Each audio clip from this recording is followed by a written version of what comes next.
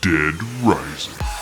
One of the most iconic zombie slashing over-the-top what in the HE double hockey sticks is going on games of the early 2000s. The crazy weapons, the wild boss battles, and the absurdity of slaying zombies in a mall while dressed as Mega Man. Ah, gaming perfection. But now we're getting a remaster? Sounds like the original has been given the old spit shine for a new generation. And look, I'm excited, but I'm also kind of worried. Where do we even begin when talking about another remaster of a gaming classic? Well, since this is a remaster instead of a remake, there shouldn't be too many changes, just to freshen up, right? Let's start with the obvious and most notable updates, the graphics. The new Dead Rising looks stunning. The remastered visuals make me feel like I'm back in Willamette Mall, except for now it's in 4K and actually looks like a place I'd shop at instead of a pixelated nightmare from 2006. The lighting has been revamped, every texture has been reworked, and Frank's facial expressions are less Kirsten Stewart and more William Dafoe. And that's great, but here's my issue. Have we reached a point where shiny graphics alone won't do it anymore? I mean, sure, I like pretty zombie heads flying off in 4K and 60 frames per second, but am I supposed to forget how many remasters flop because they rely too much on eye candy alone? Looking at you, Silent Hill HD Collection! Updated visuals are great, but not when they come at the expense of everything else. Dead Rising Remaster looks to be keeping true to the style and tone of the art in the original game, so that's a solid plus. But let's take a closer look at this hot rod and pop the hood to see what else is new. One thing that everyone remembers about the original Dead Rising is how clunky it felt. Trying to navigate Frank through hordes of zombies in the tight spaces around the Willamette Mall was like driving a semi-truck through quicksand. And heaven help you if you wanted to move while aiming at something, cause it wasn't happening. The remaster is giving us modernized controls, which is code for you won't be throwing your controller out the window anymore. Great news, right? Except, here's the thing. Sometimes those improved controls take away part of the challenge. Remember when Resident Evil 4 Remake dropped? They modernized the controls there too, and yeah, when you turned on aim assist, it felt better, but it also made the game significantly easier. Part of Dead Rising's charm was its janky combat system. It made every fight feel chaotic, like some sort of slapstick horror show. Is streamlining that going to take away some of the magic? If I'm not fumbling to swing a chainsaw through a crowded food court, am I really playing Dead Rising? Speaking of controls, remember how terrible it was to escort survivors through the masses of undead? The AI back in 2006 was a certified horror fest in and of itself, and thankfully, the remaster alleviates some of that pain. Those that have played the early releases of the game say that the survivors now stay closer to Frank and don't get stuck in doorways. This is great, as one of the biggest pain points I had from the original was going out finding survivors only to have them get stuck on a chair or other random object and then get gobbled up by zombies. I'm curious to see how this affects the difficulty of rescuing survivors and if the improved AI and enhanced controls make Frank's mission a little more on the I'm too young to die level of gameplay. And now let's talk about the elephant in the room. The rumors that some of the more politically incorrect elements of Dead Rising are being toned down or removed entirely. And it appears some of those rumors have been confirmed. The original game had some awkward and questionable elements that I'm probably not gonna miss, but some of these changes just feel odd. For example, the score bonus for erotica photos has been removed entirely. And I can't say I'm gonna miss that one. Photo taking was never really an aspect of the game that really drove my love for the original.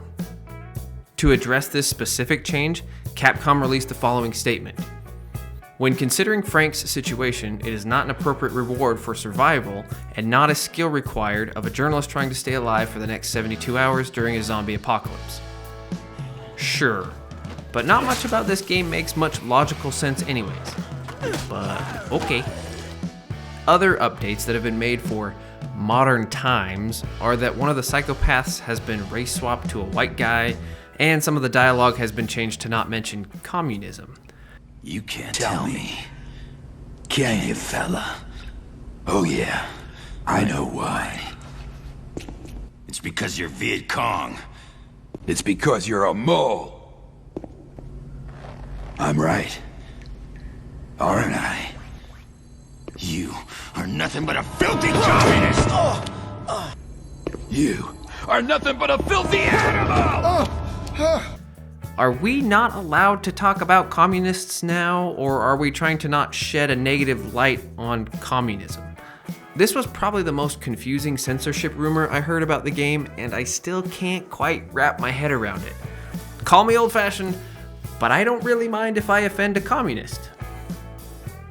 Look, I get it, times have changed, and I'm all for progress. But there's something about trying to sanitize a game that was meant to be a little offensive and a little rough around the edges that just doesn't sit right with me. I mean, if we start censoring Frank West's questionable sense of humor, what's next? Are we going to replace the zombies with malfunctioning robots to avoid offending someone? I say if we're going to remaster a classic game, we stay true to the original. If we want to start censoring it or changing the core game, let's at least call it a remake. Or just not do it at all!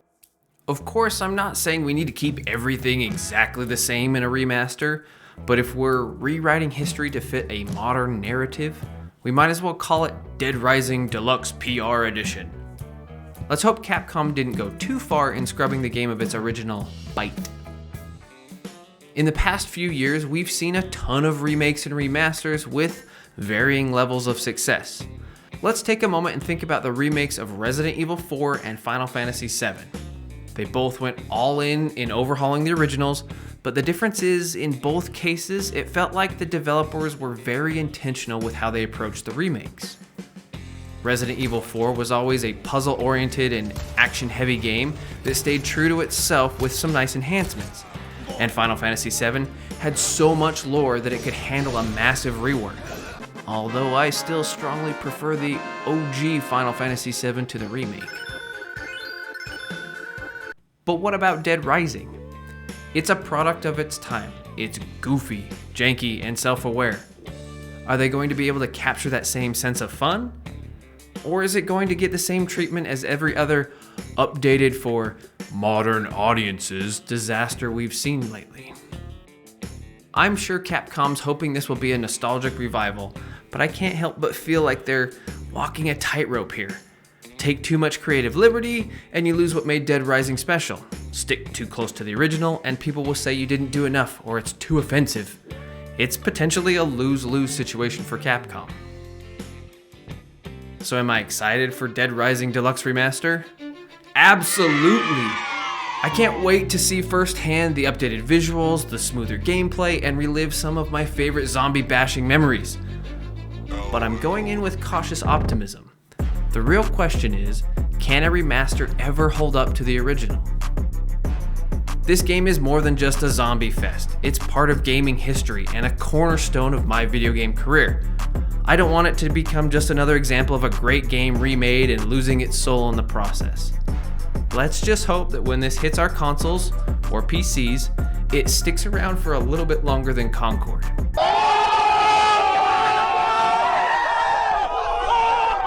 But hey, those are just my thoughts. What do you think? Will this remaster live up to the original, or are we setting ourselves up for disappointment? Leave your thoughts in the comments below, and if you're as nostalgic for Dead Rising as I am, hit that like button. Until next time, happy zombie hunting, and remember, I've covered wars, you know.